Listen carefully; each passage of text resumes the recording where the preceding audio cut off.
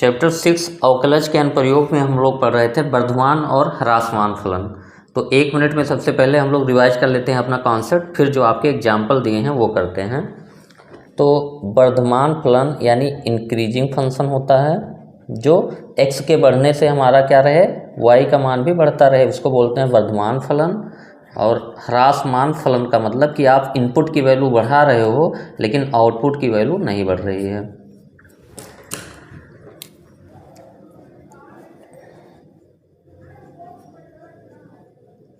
Increasing function, decreasing function.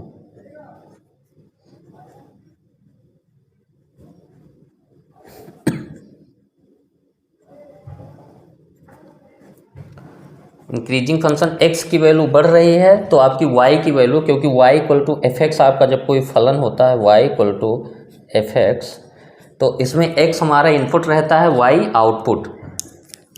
x हो गया आपका इनपुट, y आउटपुट। तो इनपुट आप अगर बढ़ा रहे हो तो आउटपुट भी अगर बढ़ रहा है तो आपका जो है x के बढ़ाने से y बढ़ रहा है, तो उस जो है जितने x के लिए ऐसा हो रहा है उसमें बोला जाएगा कि आपका वर्धमान फलन है। तो सबसे पहला काम, जो ग्राफ अगर बनता है वर्धमान फलन का, ये x एक्सिस हो गया, ये y एक्सिस।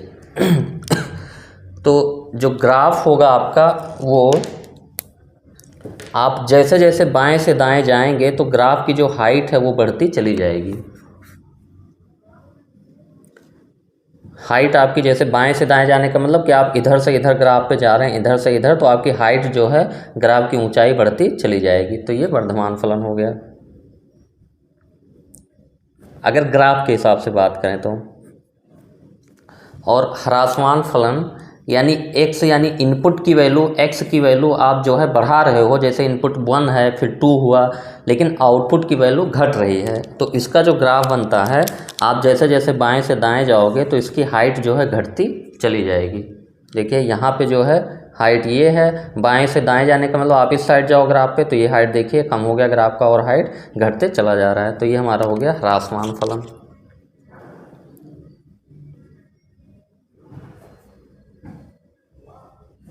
वर्धमान फलन, ह्रासमान फलन। अब ऐसा भी हो सकता है कि इनपुट डालने से जो है आपका आउटपुट ना तो बढ़े ना तो घटे, तो उसको अचर फलन बोलते हैं।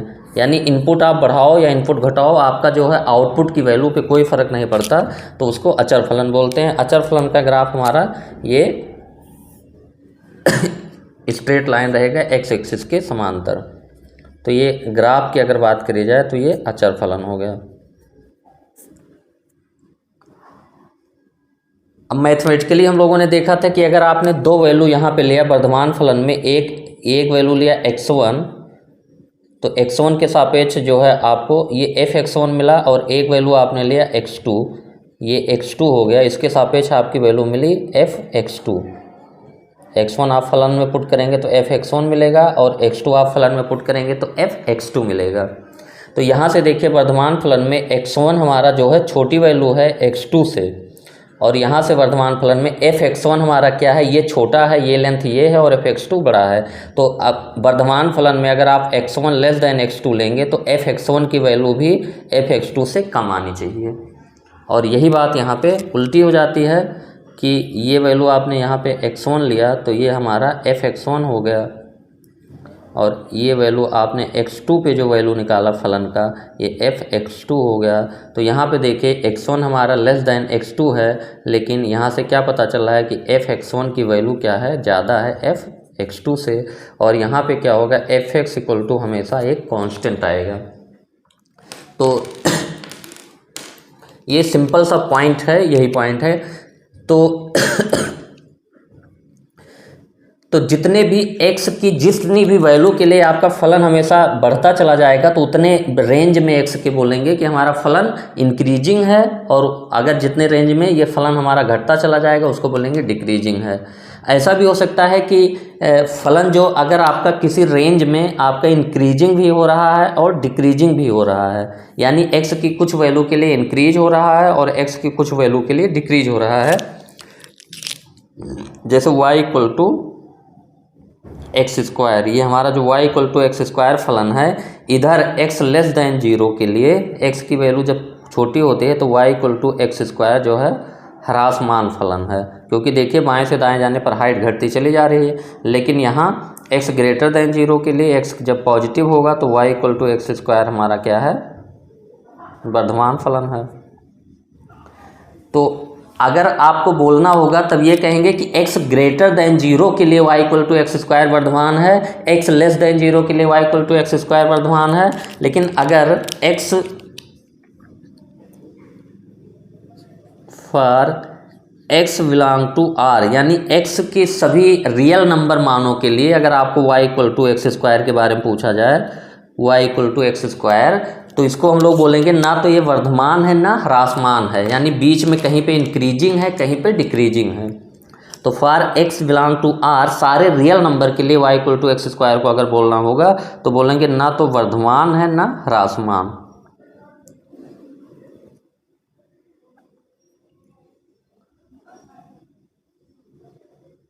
लेकिन अगर आप x की वैल्यू को रिस्ट्रिक्ट कर दें कि x ग्रेटर देन 0 के लिए हमारा y equal to X square फलन क्या है, तो आप कह सकते हैं कि वर्धमान है। लेकिन पूरे रियल नंबर के लिए y equal to X square, क्योंकि बीच में डिक्रीज हो रहा है फिर कहीं इंक्रीज हो रहा है, तो ये भी स्थितियां आ सकती हैं कि जो आपका x की जो गिवन वैल्यू दी है उसके बीच में फलन इंक्रीज भी कर गया और डिक्रीज भी कर गया, तो हम लोग कहेंगे उतने रेंज के लिए ना तो वो इंक्रीजिंग है ना डिक्रीजिंग है।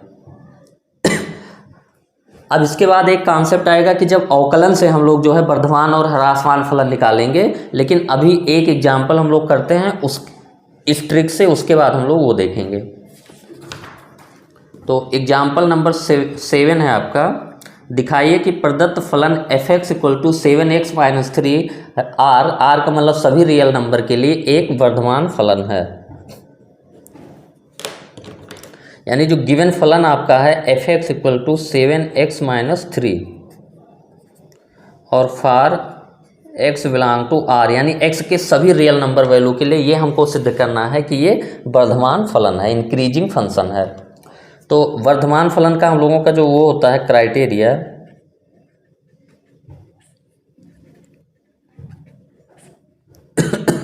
क्या होता है कि अगर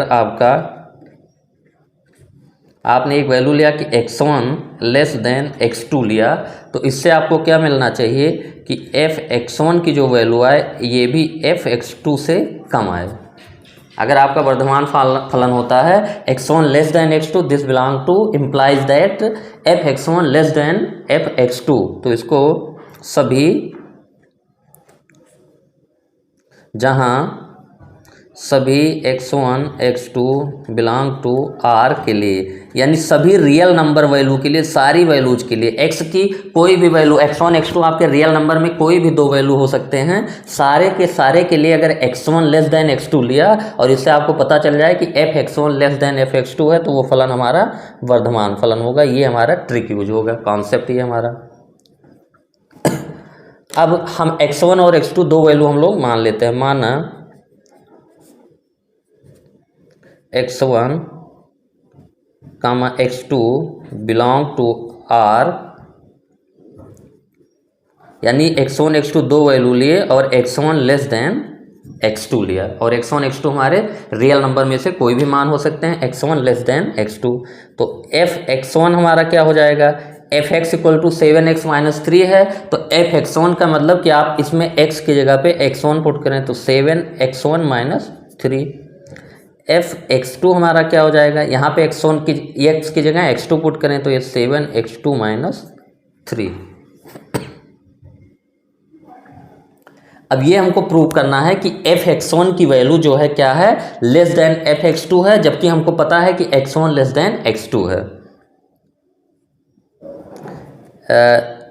x1 लेस देन x2 ये हमारा क्या है, ये गिवन है, ये पता है, क्योंकि पहले से हम लोग ने इस हिसाब से लिया है कि x1 लेस देन x2 है, यानी x1 जो लिया है वो x2 से छोटा है।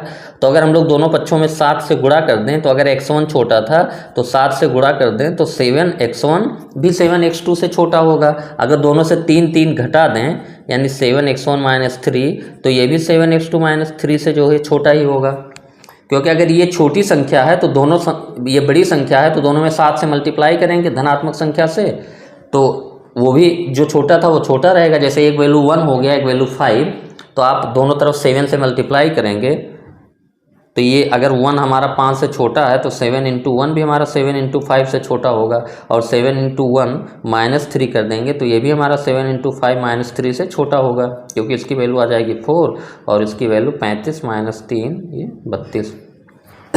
तो 7x1 हमारा लेस देन x2 था, उससे हम लोगों ने क्या निकाल लिया कि 7x1 - 3 लेस देन 7x2 - 3, और 7x1 - 3 हमारा क्या है, fx1 है, तो less than fx2।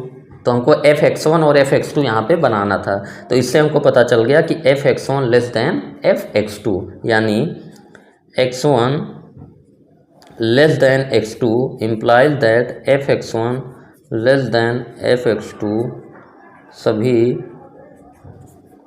x1 x2 belong to R के लिए, अतः फलन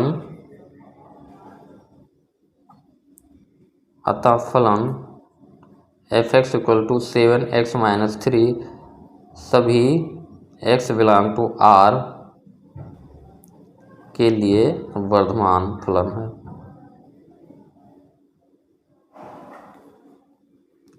ये एक एग्जाम्पल हम लोगों ने किया जो है वर्धमान फलन को इस कॉन्सेप्ट से कि x1 less than x2 implies fx1 less than fx2। अब हम लोग एक अगला कॉन्सेप्ट देखेंगे, इसी का यूज करके हम लोग इंक्रीजिंग और डिक्रीजिंग फलन को फाइंड करेंगे। ये x1 लेस देन x2 वाला ये कॉन्सेप्ट नहीं लगेगा हमारा, तो ये कॉन्सेप्ट हम लोग सीखते हैं पहले सिंपली कि y = fx, इसको हम लोग क्या बोलते हैं, y x का फलन है, y x का फलन है। y = fx हमारा कोई फंक्शन है, y x का फलन है। अगर हमारा y = fx इंक्रीजिंग फंक्शन होगा यानी वर्धमान फलन होगा, तो ग्राफ हमारा जो ग्राफ की हाइट बाएं से दाएं जाने पे बढ़ती चली जाएगी, इस टाइप का होगा। ये x एक्सिस, ये y एक्सिस, ये किसका एग्जाम्पल है, वर्धमान फलन का, कि बाएं से दाएं जाएंगे तो हाइट बढ़ती चली जाती है। और ह्रासमान फलन के लिए इसका उल्टा हो जाता है कि बाएं से दाएं जाने पर हाइट घटती चली जाती है। ये x y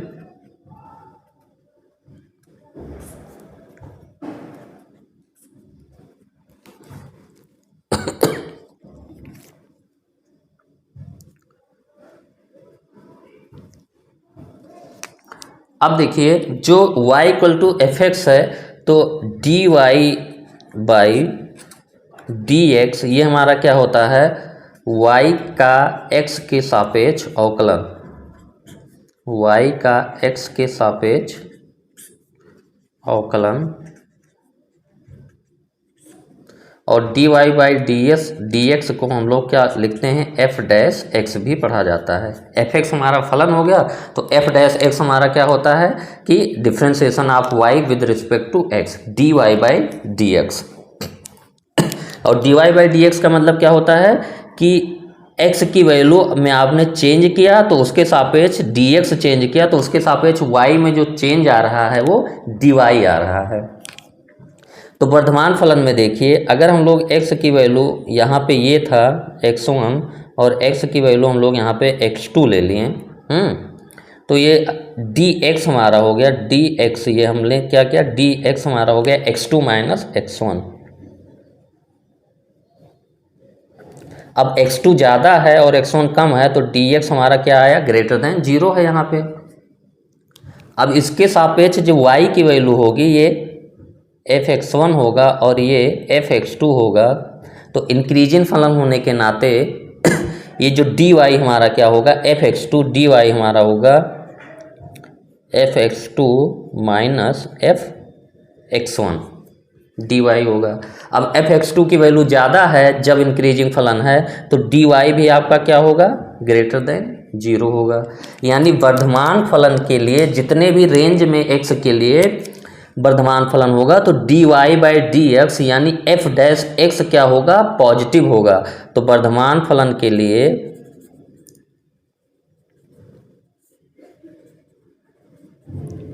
वर्धमान फलन अगर आपका है तो उसके लिए हमारा जो dy बाई डी एक्स होता है यानी इसी को हम लोग एफ डैश एक्स बोलते हैं, ये आपका पॉजिटिव आएगा। और क्यों आएगा ये समझ में आ रहा है, यानी x की वैल्यू अगर आप बढ़ाएंगे x2 माइनस x1 यानी dx अगर पॉजिटिव लेंगे तो जो y में चेंज आ रहा है ये भी पॉजिटिव आ रहा है। और ह्रासमान फलन में इसका उल्टा हो जाएगा, क्योंकि dx अगर आप पॉजिटिव लेंगे यानी x में जो बढ़ाएंगे तो y घटेगा, तो dy बाई डी एक्स क्या हो जाएगा आपका f डैश एक्स और ये लेस देन 0 आ जाएगा। और तीसरा होता है आपका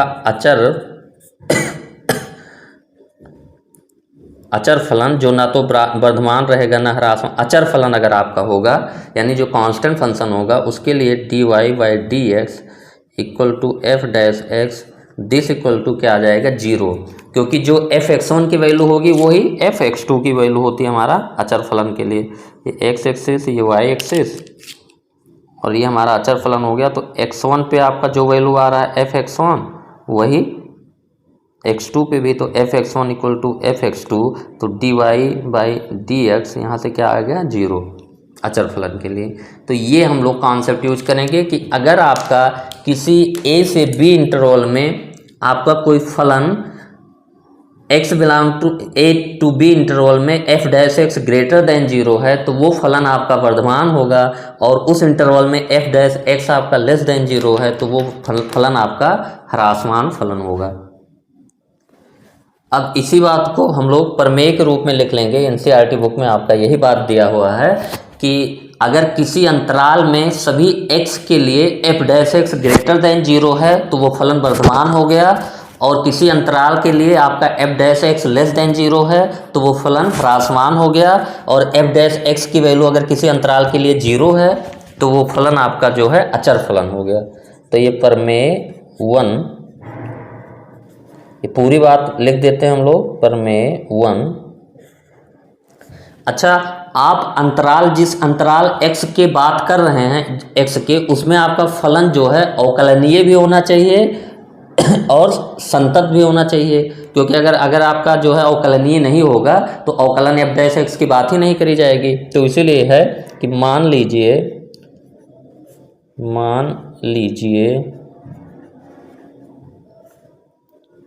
कि f का मतलब फलन आपका f अंतराल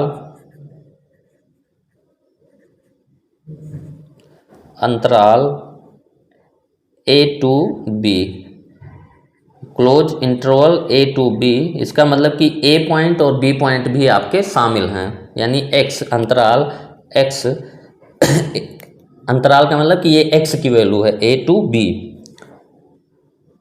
पर संतत यानी कॉन्टिन्यूअस है a से b सभी वैल्यू के लिए x के लिए संतत और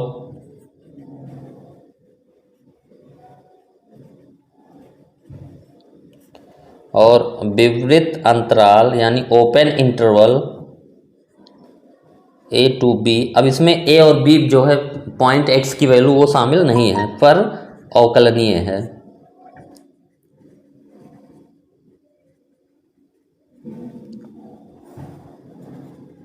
पर अवकलनीय है कामा, तब वही पहला पॉइंट a जो हम लोगों ने पढ़ा है a टू b में f वर्धमान है यदि प्रत्येक x belong to a to b interval x belong to a to b के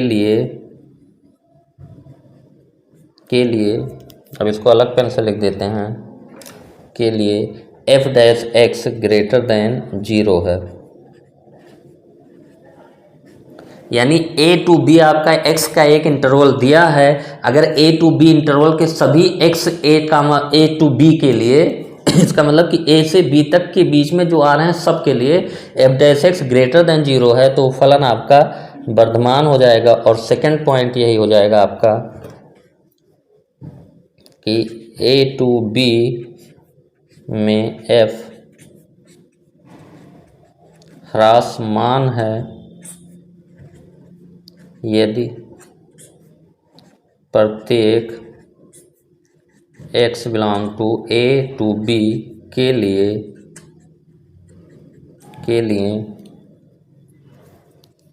F dash x less than 0 है।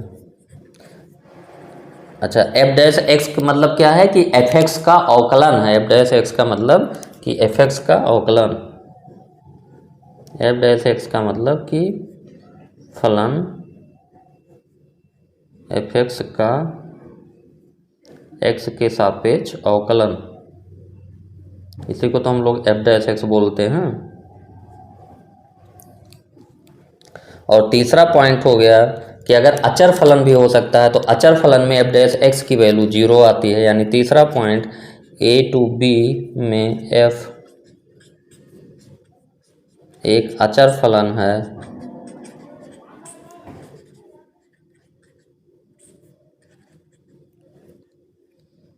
यदि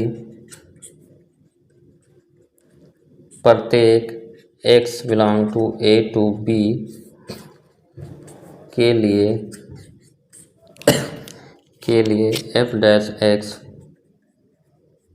इक्वल टू 0 है। तो ये 3 पॉइंट हो गया। अब इसी पॉइंट का यूज करके हम लोग क्वेश्चन करेंगे कि x की वैल्यू a से b के लिए फलन आपका अगर वर्धमान फलन है तो F dash X greater than 0 होगा। अगर ह्रासमान फलन है तो F dash x less than 0 होगा। अगर अचर फलन है तो हमारा एफ डैश एक्स की वैल्यू 0 होगी। यानी x बिलोंग टू सभी ए टू बी के लिए एफ डैश एक्स आपका ग्रेटर देन 0 आ गया। तो इसका मतलब एफ एक्स जो है हमारा जो है वर्धमान है, वर्धमान फलन। और x belong to a to b के सभी ए टू बी के लिए आपका अगर एफ डैश एक्स की वैल्यू लेस देन 0 आ रहा है, इसका मतलब एफ एक्स हमारा ह्रासमान फलन है। और x belong to a to b सभी ए टू बी के लिए एफ डैश एक्स अगर आपका 0 आ गया तो इसका मतलब कि एफ एक्स आपका अचर फलन है। अचर फलन का मतलब कि ना तो घट रहा है ना ही बढ़ रहा है। इनपुट आप बदलते जा रहे हो, आउटपुट नहीं बदल रहा है। तो इसका एक आध एग्जाम्पल हम लोग कर लेते हैं इसका यूज करके।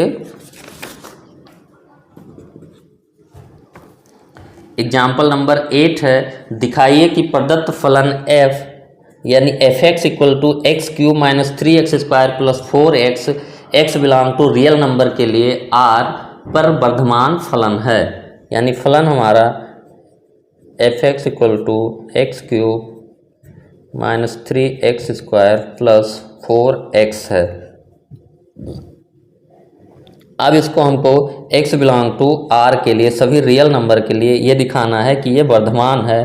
तो f डैश x हमारा जो हो जाएगा f डैश x यानी एफ एक्स का x के सापेक्ष अवकलन, तो ये हो गया 3x स्क्वायर और 3 रह गया, x स्क्वायर का अवकलन 2x प्लस 4x का 4 बाहर x का 1, यानी f dash x equal to आपका आ गया 3x square minus 6x plus 4। अब f डैश x जो हमारा आया इसी का चिन्ह देखना है कि इसकी वैल्यू जो है x की वैल्यू के बदलने के साथ इसकी वैल्यू क्या धनात्मक रहती है कि ऋणात्मक रहती है कि दोनों रहती है। तो इसमें थोड़ा बहुत जो है आपको, अब इसके लिए हम लोग क्या करते हैं, सबसे पहले 3 जो है कॉमन कर लें। अगर तो 3 अगर कॉमन कर लें तो ये हमारा हो जाएगा x square minus 2x plus 4/3, x square minus 2x plus 4/3। अब x square minus 2x plus 4/3 को हम लोग जो है पूर्ण वर्ग बनाने की कोशिश करते हैं, क्योंकि पूर्ण वर्ग जो होगा तो वो हमको पता है अगर कोई संख्या पूर्ण वर्ग है तो x की वैल्यू बदलने से वो धनात्मक होगी। तो ये हो गया a square minus 2 into a into b की जगह 1 ले लेते हैं, तो 1 का स्क्वायर जोड़ दिए और 1 का स्क्वायर घटा दिए और बाकी 4/3 हमारा पहले से लिखा है। तो दिस इक्वल टू 3 तो हमारा बाहर है, a square minus 2ab plus b square, ये ए माइनस बी का होल स्क्वायर हो गया, ये तीनों पार्ट मिलके, और ये -1 plus 4/3 -1 plus 4/3 this equal to 3 times x minus 1 का होल स्क्वायर, और ये हमारा हो जाएगा प्लस 1/3। अब अगर 3 से आप गुणा कर दें तो ये 3 टाइम्स x माइनस 1 का होल स्क्वायर प्लस 1, यानी f डैश x हमारा जो आ गया, इसको हम लोगों ने थोड़ा सा मैनिपुलेट करके लिखा है f डैश x, क्योंकि f डैश x का हमको चिन्ह देखना था कि x के जो बदलने से f डैश x का चिन्ह क्या रहता है। अब देखिए x माइनस 1 का होल स्क्वायर, x माइनस 1 का होल स्क्वायर ये है आपका, इसमें x की वैल्यू आप कुछ भी रखें, पॉजिटिव वैल्यू रखें या नेगेटिव, x की वैल्यू अगर 5 रखें तो ये 5 माइनस 1 का होल स्क्वायर हो जाएगा, तो ये 4 का होल स्क्वायर 16। x की वैल्यू नेगेटिव रखें, जैसे -3 रख दी तो -3 माइनस 1 का होल स्क्वायर, ये -4 का होल स्क्वायर, ये 16 आ गया। यानी ये x माइनस 1 चाहे धनात्मक हो चाहे ऋणात्मक हो, लेकिन x माइनस 1 का होल स्क्वायर हमेशा क्या होगा, धनात्मक होगा। तो x माइनस 1 का होल स्क्वायर x के सभी मानों के लिए हमको पता है ये धनात्मक होता है, तो हम लोग कह सकते हैं कि x माइनस 1 का whole square is greater than और ज़्यादा से ज़्यादा क्या हो जाएगा, इसकी वैल्यू 0 हो जाएगी, मिनिमम वैल्यू, तो greater than equal to 0 for all x belong to r। ये चिन्ह क्या है, for all x belong to r, यानी सभी x के रियल मानों के लिए x माइनस 1 का होल स्क्वायर हमेशा या तो पॉजिटिव होगा या 0 हो सकता है। तो ये जो आपका पूरा होगा +1 है, तो f डैश x ये हमको, और 3 से गुणा करेंगे धनात्मक संख्या को तो वो धनात्मक होगा, 1 जोड़ेंगे तो वो भी धनात्मक होगा, तो यहाँ से हमको पता चल गया f dash x greater than 0 सभी x बिलोंग टू r, अतः f(x) वर्धमान फलन है हमारा x बिलोंग टू r के लिए। तो f डैश x निकाल देने के बाद आपको ये चेक करना रहेगा, उसको दिखाना रहेगा कि वो ग्रेटर देन 0 आ रहा है या लेस देन 0 या इक्वल टू 0, उसका चिन्ह भी आपको बताना पड़ेगा।